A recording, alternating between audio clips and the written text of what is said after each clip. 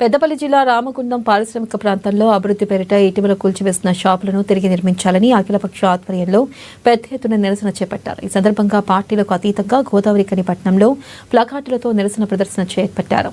ఇక అనంతరం కార్పొరేషన్ కార్యాలయం సమీపంలోని అంబేద్కర్ విగ్రహానికి పాలాభిషేకం చేసి నివాళులర్పించారు. కార్పొరేషన్ కార్యాలయం ఎదుట పెద్ద ఎత్తున నాయకులు బైఠాయించారు. నష్టపోయిన వ్యాపారులకు పరిహారం ఇప్పించాలని డిమాండ్ చేశారు. స్థానికంగా ఉన్న ఎమ్మెల్యే దుర్మార్గపు పాలన చేస్తున్నారని ఆరోపించారు. బాధితులకు వెంటనే శాశ్వత షాపులను నిర్మించి అప్పగించాలని విజ్ఞప్తి చేశారు. లేదంటే పెద్ద ఎత్తున ఆందోళన కార్యక్రమాలు చేపడతామని హెచ్చరించారు. వాళ్ళకు ఆధారం చూపెట్టలేదు. గాంధీ మార్కెట్ పోయింది, ఓల్డర్ షాప్ పోయింది, చౌరస్తాలో పోయింది. ఇన్ని నష్టం జరిగినా ఒక్కరికి కూడా నష్టపరిహారం ఇప్పించినటువంటి దాఖలాలు లేవు. అందుకోసమే ఇలా పార్టీలు జెండాల ఖచ్చితంగా పార్టీల ఖచ్చితంగా ఈ యొక్క ఉద్యమ కార్యాచరణ మొదలైంది.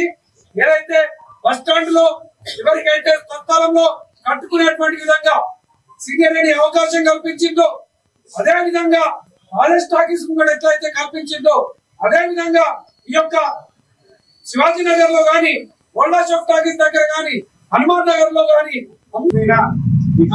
చనిపోయినా ఎవరు చనిపోయినా కానీ మేము అక్కడ ఉండి రోజుల కమాన కొట్లాడి వాళ్లకు నష్టపరిహారం ఇప్పించాం. ఎవరో దూరదేశాల వాళ్ళకు మేము కొట్లాడితే ఇక్కడ మా ఇంటి పక్కకు ఉన్న వాళ్ళు మాతోటి 40 ఏళ్ళకి కలిసి ప్రయాణం చేసిన వాళ్ళ కోసం మేము కొట్లాడకపోతే మేమెందుకు ఇక్కడ ఉంది? ఈ ప్రయాణం అంతా మాకు ఎందుకు? మేము ఉద్యోగం విడిచిపెట్టుకొని వాళ్ళని విడిచిపెట్టుకొని వాళ్ళ ప్రజలంబడి 40 ఏళ్ళకి ఏం ఆశ బరాబర్ కొట్లాడతాం. ఇలా నీ అయ్యే జాగీర్ కాదు, ఎమ్మెల్యేని అడుగుతా ఉన్నాం. ఆనాడు గుళ్ళు మూల కొడితే అందరం ఒక్కటైతే ఆడపోయి సత్యనారాయణ వ్రతాలు చేసుడు, ఇంకొకడ పోయి ఇంకో కొబ్బరికాయ కొట్టుడు, ఇట్లా చేసిన తప్పు కప్పిపుచ్చుకోవడానికి ఎన్నో ఎన్నో కుప్పిడి గంతులు నాటకాలు వేసింది. కానీ జనాలకు అర్థమైందా లేదా? రేపు మీకోసం కూడా మేము కొట్లాడతాం, నిలబడతాం.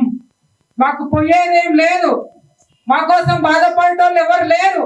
మీకేదన్నా అయితే